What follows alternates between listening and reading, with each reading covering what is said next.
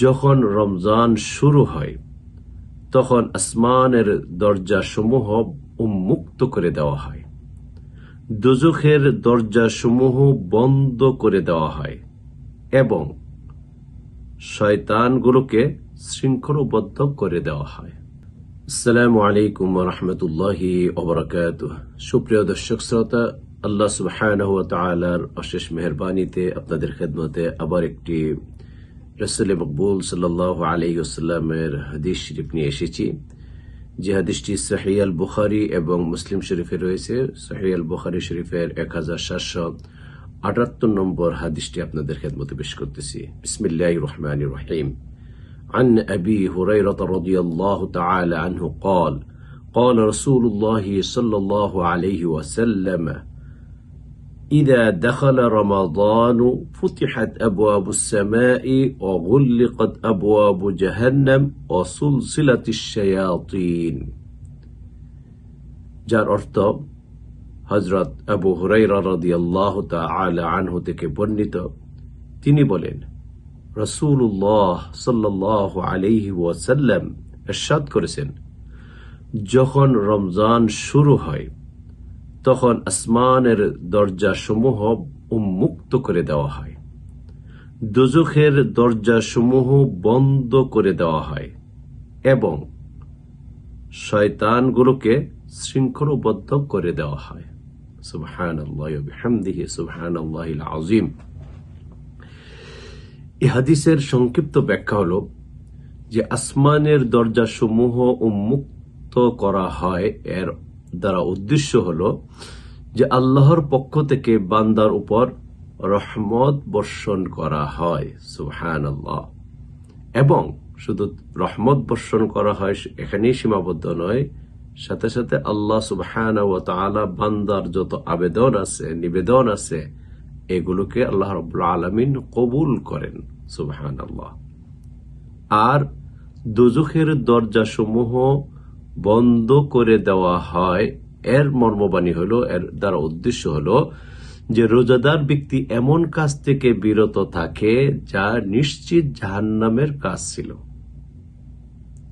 আপনি দেখবেন আমাদের সমাজের মধ্যে যে এই রোজা রাখার দ্বারা অনেক কাজ, আমরা এই রোজা আমাদেরকে অনেক পাপাচার থেকে আমাদেরকে বিরত রাখে। এই কারণে আরেক হাদিস শরীফে বলা হয়েছে যে আস-সাওমু জুন্নাহ, রোজা হলো ঢাল স্বরূপ। রোজাটা হলো ঢাল স্বরূপ, অর্থাৎ যুদ্ধের ময়দানে ঢাল যেমন শত্রুর আক্রমণ থেকে বিরত রাখে, প্রতিরোধ করে, রোজা তেমনি ভাবে আমাদেরকে গুনাহের কাজ থেকে বিরত রাখে। আর গুনাহের কাজের দ্বারাই জাহান্নাম নিশ্চিত হয়। এই কারণে বলা হয়েছে যে দোজখের দরজাসমূহ বন্ধ করে দেওয়া হয়। এর দ্বারা উদ্দেশ্য হচ্ছে যে রোজাদার ব্যক্তি এমন কাজ থেকে বিরত থাকে যা নিশ্চিত জাহান্নামের কাজ ছিল। আল্লাহু আকবার। এবং শয়তানগুলোকে শৃঙ্খলবদ্ধ করা হয়, এর দ্বারা উদ্দেশ্য হলো হাদিস শরীফে যে এই বাক্যটা বলা হয়েছে যে অসুলসিলাতিশ শায়াতিন, তার দ্বারা উদ্দেশ্য হলো যে একটা হলো যে আসলে শয়তানকে শিকলে বন্দী করা হয়। আরেকটি ব্যাখ্যা হলো যে শয়তান এই মাসে মানুষকে ধোঁকা দিতে সক্ষম হয় না, কারণ রোজা রাখার পরও কিন্তু অনেক সময় অনেক আল্লাহর হুকুমের পরিপন্থী অনেক কাজ করতে ইচ্ছা হয়, কিন্তু যখন এই কথাটা মনে এসে যায় যে আমি তো রোজাদার না, রোজা রেখে এমন কাজটা করব না, তখন এই রোজার কারণে আমরা এরকম বিরত থাকি। অর্থাৎ এই শয়তানের যে ধোঁকা দেয়, এই ধোঁকা থেকে আমরা, শয়তান ধোঁকা দিয়ে সে পার পায় না, আমরা এখানে সাকসেসফুল হয়ে যাই। হ্যাঁ, এখানে একটা প্রশ্ন অনেকে করে থাকেন যে তারপরও তো হুজুর অনেক কাজ হচ্ছে, আল্লাহর হুকুমের পরিপন্থী অনেক কাজই তো হচ্ছে রমজানের মধ্যে, এমন তো না যে রমজানে একেবারে কি গুনার কাজ করে না, তাহলে এটা কিভাবে হয়? শয়তান যদি বন্দী থাকে, শয়তানকে যদি শৃঙ্খলবদ্ধই করে দেওয়া হয়, শয়তান যদি ধোঁকা দিতে নাই পারে, তাহলে কিভাবে এই কাজগুলো হয়?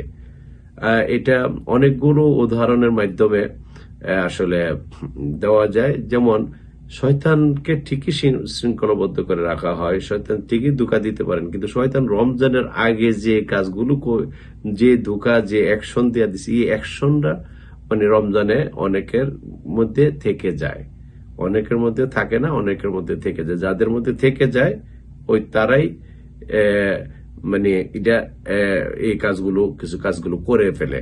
আর এই অ্যাকশনটা নির্ভর করে বেশি থাকবে না কম থাকবে, বেশি দিন থাকবে না কম দিন থাকবে, এটা ইমানের স্পিডের উপর আসলে নির্ভর করে।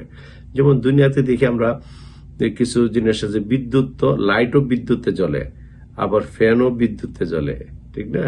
তো লাইট সুইচ অফ করার সাথে সাথে লাইটটা কিন্তু অফ হয়ে যায়, আর এই লাইটের কার্যকারিতা থাকে না। এই যে এখন আমি আলোতে আছি, এই আলোটা সুইচ বন্ধ করার সাথে সাথে এটা আলোর কার্যকারিতা শেষ হয়ে যাবে। আবার আরেকটা বিদ্যুতে চলে ফ্যান, বিদ্যুতেই চলে, কিন্তু এই বিদ্যুতে ফ্যানটা যে চলে সুইচ বন্ধ করার পরও কিন্তু ফ্যানটা বেশ কিছুক্ষণ চলতে থাকে। কোনো ফ্যান 1-2 মিনিট চলে, কোনো ফ্যান আছে 5 মিনিটও চলতেই থাকে। হ্যাঁ, তো এটার অ্যাকশনটা থেকে যায়। তো ঠিক তেমনি ভাবে যে আমাদের ইমানের এই স্পিরিটের, কারণ ইমান তো মানুষের কিছু কম বেশি হয়, লিয়াজদাদু ঈমানাম মা ঈমানিহিম, তেল ইমান বাড়ে কমে। এই আয়াতের দ্বারা বোঝাই যায় যে ইমান, কারো ইমান 100%, কারো ইমান 90%, কারো ইমান 50%, কারো ইমান 10% আছে। তো এই কারণে ইমানের সাথে এটা সম্পৃক্ত যে এই শয়তানের এই রমজানের আগেই যে ধোঁকাটা দেয়, এই ধোঁকার অ্যাকশনটা কার কতদিন থাকবে। তো যাই হোক, সর্বোপরি যে সর্বশেষ যে কথা, সুপ্রিয় দর্শক শ্রোতা, যে রমজান আমাদের জন্য নিশ্চিত কল্যাণ বয়ে আনে। রমজানের মাধ্যমে আমরা আল্লাহর সান্নিধ্য অর্জন করতে পারি, রমজানের মাধ্যমে আমরা আমাদের জান্নাতকে আমরা অর্জন করতে পারি, এবং রমজানের ওসিলায় রমাদানের মাধ্যমে আমরা জাহান্নাম থেকে বেঁচে থাকার ব্যবস্থা আমরা করতে পারি, এবং এই রমাদানের ওসিলায় আমরা আল্লাহর বিশেষ রহমত যে বর্ষণ করে থাকেন সেটা আমরা অর্জন করতে পারি। আল্লাহ সুবহানাহু ওয়া তাআলা যেন আমাদের প্রত্যেককে এই রমাদানের সকল ফাজাইল গুলো আমাদেরকে দান করেন। আমরা যেন প্রত্যেকে এই রমাদানের রহমত, বারাকাত, মাগফিরাত, নাজাত আমাদের ভাগ্যে নসিব হয়। আল্লাহুম্মা আমিন। ওয়া আখিরু দাওয়ানা আনিল হামদুলিল্লাহি রাব্বিল আলামিন।